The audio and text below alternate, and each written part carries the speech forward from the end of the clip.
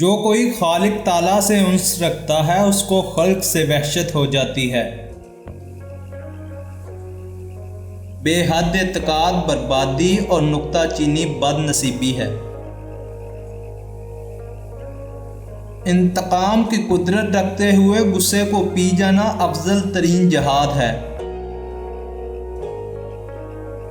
इब्तला एक शर्फ है, इसलिए खासाने हक इसमें मुब्तला किए जाते हैं।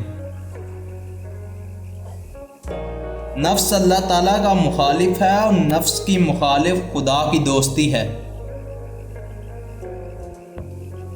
हकीकी तकवा यह है कि जो कुछ तेरे दिल के अंदर है, अगर तू उसको एक खुले तबाक में रख कर बाजार का गश्त लगाए तो उसमें एक चीज़ भी ऐसी ना हो जिसको इस तरह आश्कार करने में तुझे शर्म आए।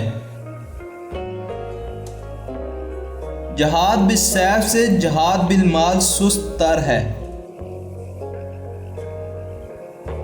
ग़ज़ा से जिस्म को और कनायत से रूह को राहत पहुँचती है। सईद वो है जिसका दिल आलिम हो और बदन साबिर और मौजूद पर काने रहे।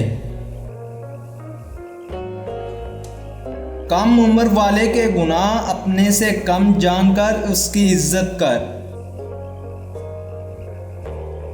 दूसरों के माल का तमा ना करना भी दाखिले सखावत है।